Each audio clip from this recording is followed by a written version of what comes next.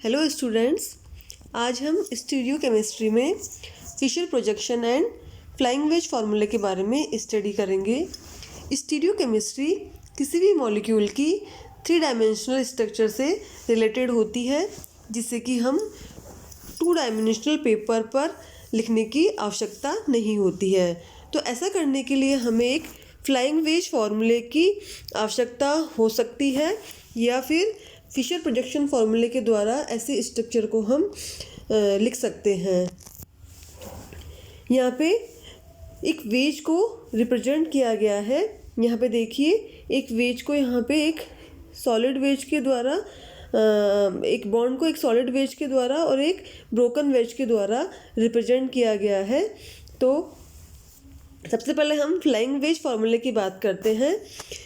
Flying wedge फार्मूले को लिखने के लिए हमें कुछ हाइपोथेसिस को फॉलो करना पड़ता है, जिसमें कि एक टेट्राहेड्रल मॉलिक्यूल को हम इस प्रकार से देखते हैं कि उस टेट्राहेड्रल मॉलिक्यूल में 4 में से 2 ग्रुप्स पेपर के प्लेन के ऊपर की तरफ हो और 2 ग्रुप्स पेपर के प्लेन के नीचे की तरफ हो। तो वो बॉन्ड जो कि हमारी तरफ आ रहा हो उस बॉन्ड को हम प्लेन ऑफ पेपर के बाहर ठोस या सॉलिड वेज के द्वारा रिप्रेजेंट करते हैं, जबकि वो बॉन्ड जो हमसे दूर की तरफ जा रहा हो उसे पेपर के प्लेन के पीछे की तरफ ब्रोकन वेज के द्वारा हम रिप्रेजेंट करते हैं। जबकि वो बॉन्ड जो कि प्लेन ऑफ पेपर के प्लेन में ही हो उसे हम एक नॉर्मल लाइन के द्वारा रिप्रेजेंट करते हैं। तो यहाँ पे एक टेट्राहेड्रल मॉलिक्यूल है CABCD। ABCD यहाँ पर उसके डिफरेंट टाइप्स के ग्रुप्स या सब्स्टिट्यूएंट्स है, और उसका फ्लाइंग वेज फार्मूला लिखने का हम प्रयास करते हैं। यदि मान लीजिए जो ग्रुप बी और सी है वो हमारी तरफ है, तो उसको इस तरह से हम एक सॉलिड वेज के द्वारा यहाँ पे इस तरह से हम एक सॉलिड वेज के द्वारा रिप्रेजेंट करेंगे। लेकिन ए और डी ग्रुप जो कि दूर है, तो उसको इस तरह से ये ब्रोकन वेज के द्वारा यहाँ पे शो किया गया है। तो इस तरह से हम फ्लाइंग वेज फार्मूला के द्वारा किसी भी मॉलिक्यूल की स्ट्रक्चर को हम दिखा सकते हैं। कुछ मॉलिक्यूल्स हैं जिनके फ्लाइंग वेज फार्मूले नीचे की तरफ शो किए गए हैं, जैसे लैक्टिक एसिड, जिसमें कि H और OH ग्रुप जो कि प्लेन ऑफ पेपर के से दूर हमारी तरफ हो उसको हम सॉलिड लाइन की द्वारा शो किया गया है, जबकि COOH और CH3 ग्रुप जो कि प्लेन ऑफ पेपर से दूर की तरफ हो या पीछे की तरफ हो, तो उसको हम ब्रोकन वेज के द्वारा उसको यहाँ पे शो किया गया है। इसी तरह ग्लिसरॉल्डिहाइड के स्ट्रक्चर को शो किया गया है, एलिलीन और 2-ड्यूटेरोब्यूटेन के स्ट्रक्चर को शो किया गया है। अब हम आगे बात करते हैं फिशर प्रोजेक्शन फार्मूले की। फिशर प्रोजेक्शन फार्मूले को लिखने के लिए बहुत सारे नियम हैं जिनको फॉलो किया जाता है। तो सबसे पहला नियम इसमें है कि इसमें एक मॉलिक्यूल को इस तरह से देखा जाता है कि 2 ग्रुप्स प्लेन ऑफ पेपर के ऊपर की तरफ हो और 2 ग्रुप्स प्लेन ऑफ पेपर के नीचे की तरफ हो। दूसरी बात हम करते हैं, दूसरा नियम हम देखते हैं कि इसमें जो 2 रेखाएं होती हैं वो एक दूसरे को इंटरसेक्ट करती है, मतलब एक क्रॉस बनाती है, या 2 रेखाएं एक दूसरे को काटती है। तो जिस बिंदु पे एक दूसरे को काट रही है उस बिंदु को क्या कह रहे हैं यहाँ पे, किरेल कार्बन।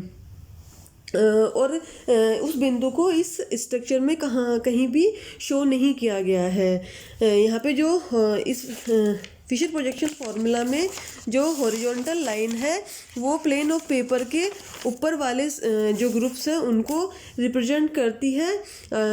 इन बॉन्ड्स को हम हॉरिजॉन्टल बॉन्ड्स एक तरह से व्यूअर की तरफ होते हैं, जबकि जो वर्टिकल बॉन्ड्स होते हैं, जो हॉरिजॉन्टल बॉन्ड्स की बात करें तो ये जो हॉरिजॉन्टल बॉन्ड्स है ये व्यूअर की तरफ होते हैं, मतलब देखने वाले की तरफ होते हैं, जबकि जो वर्टिकल बॉन्ड्स होते हैं ये वर्टिकल बॉन्ड्स होंगे ये व्यूअर से दूर की तरफ होते हैं।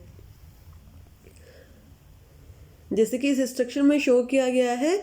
यहाँ पे ये जो हॉरिजॉन्टल बॉन्ड्स है, ये दोनों ए और बी सेंट्रल कार्बन एटम से जुड़े हुए हैं। ये कैसे हैं, व्यूअर की तरफ है, जबकि जो वर्टिकल बॉन्ड्स है सी और डी जो सेंट्रल कार्बन एटम से जुड़े हुए हैं, ये व्यूअर से दूर की तरफ है। अब हम बात करते हैं जो वर्टिकल लाइन है, वर्टिकल लाइन में उस कंपाउंड उस मॉलिक्यूल में जो कार्बन की सबसे लंबी श्रृंखला है उसको दर्शाती है वर्टिकल लाइन। और जो वर्टिकल लाइन में जो सबसे ऊपर की तरफ वो समूह होता है जो सबसे अधिक प्रायोरिटी वाला है या मोर ऑक्सीडाइजिंग ग्रुप हो, सीनियर मोस्ट ऑक्सीडाइजिंग ग्रुप हो, तो वो सबसे ऊपर वर्टिकल लाइन में उसको शो किया जाता है। या हम कह सकते हैं कि वह समूह जो कि उस मॉलिक्यूल को सफिक्स प्रदान करता हो। जैसे कि लैक्टिक अम्ल में क्या करेंगे हम, जो COO समूह है उसको सबसे ऊपर की तरफ रखेंगे। इसी तरह से वर्टिकल लाइन में नीचे की तरफ हम उस सब्स्टिट्यूएंट या ग्रुप को रखते हैं जिससे कि जो ये लंबी कार्बन की जो चेन है वो एंड होती है। तो लैक्टिक अम्ल क्योंकि CH3 समूह से इस कार्बन की लंबी श्रृंखला का एंड होता है, तो सबसे नीचे की तरफ यहाँ पे इसमें CH3 समूह को रखेंगे। और जो बचे हुए दो ग्रुप्स हैं उनको हम हॉरिजॉन्टल लाइन के दोनों तरफ रख देते हैं। जैसे कि H और OH समूह, इन H और OH समूह को हमने हॉरिजॉन्टल लाइन के दोनों तरफ रख देंगे, तो यहाँ पे लैक्टिक एसिड की स्ट्रक्चर पूरी हो जाती है। इसी तरह से इसके और उदाहरण भी है, जैसे सेकेंडरी ब्यूटिल क्लोराइड इसका एक अच्छा एग्जाम्पल है, जिसमें कि जो सबसे ऑक्सीडाइजिंग ग्रुप है या सबसे सीनियर मोस्ट ग्रुप है उसको ऊपर की तरफ रखा गया है। इसमें क्या कर रहे हैं, सबसे सीनियर मोस्ट ग्रुप को ऊपर की तरफ रखा गया है, और जिस ग्रुप से उस श्रृंखला का एंड हो रहा है उसको नीचे की तरफ रखा गया है। बचे हुए दोनों ग्रुप को हॉरिजॉन्टल लाइन में रख दिया गया है।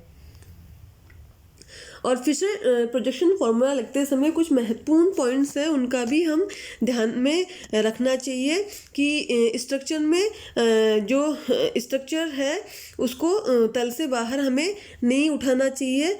और हालांकि जब भी हम इसको 180 डिग्री या 360 डिग्री पे घुमाते हैं तो हमें ये ध्यान रहना चाहिए कि जो हॉरिजॉन्टल सब्स्टिट्यूएंट्स है वो हॉरिजॉन्टल ही रहे, और जो वर्टिकल सब्स्टिट्यूएंट है वो वर्टिकल ही रहे। साथ ही हमें ये भी ध्यान रखना पड़ेगा कि 90 डिग्री और 270 डिग्री का रोटेशन इसमें नहीं होगा, क्योंकि उस स्थिति में क्या होगा, जो कॉन्फ़िगरेशन है मॉलिक्यूल का वो चेंज हो जाएगा। इसके साथ ही यहाँ पे जो सब्स्टिट्यूएंट्स है वो एक दूसरे से एक्सचेंज हो सकते हैं। तो उस स्थिति में हमें जो स्ट्रक्चर्स प्राप्त होगी वो कैसी होगी, एन्शियोमेरिक स्ट्रक्चर्स होगी, मतलब वो एक दूसरे पर सुपर इम्पोज्ड नहीं होगी। यहाँ पे जैसे एक लैक्टिक एसिड की स्ट्रक्चर है, तो यहाँ पे जब इन दोनों सब्स्टिट्यूएंट्स को एक दूसरे से हम एक्सचेंज करेंगे, OH ग्रुप इधर आ जाएगा और H ग्रुप इधर आ जाएगा, तो उस स्थिति में यहाँ पे जो हमें स्ट्रक्चर प्राप्त होगी वो कैसी होगी, पहली स्ट्रक्चर की मिरर इमेज होगी और ये एक दूसरे पे सुपर इम्पोज नहीं होगी, इसलिए इनकी एक दूसरे के क्या होगी, एक तरह से इन्योइंशोमर्स हो गए। अगला पॉइंट ये है कि फिशर प्रोजेक्शन फार्मूले में जब भी इस तरह का चेंज हो तो उस स्थिति में जो सब्स्टिट्यूएंट्स है तो उनका जो ऑर्डर होता है वो अलग हो जाता है। तो एक फिशर प्रोजेक्शन के कन्वर्जन के द्वारा हमें जो स्ट्रक्चर्स प्राप्त होती है वो कैसी होती है, आइडेंटिकल फॉर्म में होती है। तो यहाँ पे जो इंटरचेंज होगा या जो कन्वर्जन होगा वो इस तरह से हो सकता है, यदि दो सब्स्टिट्यूएंट्स इस तरह से आपस में एक दूसरे से एक्सचेंज हो रहे हो तो फर्स्ट एक्सचेंज में हमें ये स्ट्रक्चर प्राप्त होगी, और सेकेंड एक्सचेंज इस तरह का होगा, हॉरिजॉन्टल लाइन में होगा, हॉरिजॉन्टल लाइन में जो सब्स्टिट्यूएंट्स प्रेजेंट है उनका एक्सचेंज होगा। तो यहाँ पे उस स्थिति में जो हमें स्ट्रक्चर मिलेगी वो फर्स्ट स्ट्रक्चर थर्ड स्ट्रक्चर के आइडेंटिकल होगी। दूसरा कन्वर्जन होगा वो इस तरह से होगा कि हम एक सब्स्टिट्यूएंट को हम क्या करेंगे, हम एक सब्स्टिट्यूएंट को हम कांस्टेंट मान लेते हैं और बाकी, जैसे मान लीजिए इसमें ए सब्स्टिट्यूएंट को हमने कांस्टेंट मान लिया और बाकी 3 जो सब्स्टिट्यूएंट्स इससे जुड़े हुए हैं उनको हम रोटेट कर देंगे। मतलब एक सब्स्टिट्यूएंट को हमने फिक्स कर दिया और बाकी सब्स्टिट्यूएंट्स को हम रोटेट कर देंगे, तो हमें जो स्ट्रक्चर मिलेगी वो क्या होगी, फर्स्ट स्ट्रक्चर की वो क्या होगी, आइडेंटिकल होगी। तो इस तरह से फिशर प्रोजेक्शन फॉर्मूले में एक से अधिक जो कायरल सेंटर होते हैं उनको भी उन मॉलिक्यूल्स को भी हम फिशर प्रोजेक्शन फार्मूले के द्वारा रिप्रेजेंट कर सकते हैं। जैसे कि यहाँ पे एक मॉलिक्यूल दिया गया है, एक कंपाउंड दिया गया है जो कि जिसके कि इस तरह के 4 तरह के आइसोमर्स हो सकते हैं, जिसमें कि जो फार्मूला 27 और 29 के द्वारा रिप्रेजेंट किए गए हैं, और जो 28 और 30 है वो क्या है, इनकी मिरर इमेज है जो कि एक दूसरे पे सुपर इम्पोज्ड नहीं हो सकती और एक दूसरे के ये इनेंशियोमर्स कहलाएंगे। तो इस तरह से हम फ्लाइंग वेज फार्मूला और फिशर प्रोजेक्शन के द्वारा एक 2 डायमेंशनल पेपर पर हम किसी भी मॉलिक्यूल की 3 डायमेंशनल स्ट्रक्चर को हम देख सकते हैं या उसको रिप्रेजेंट कर सकते हैं।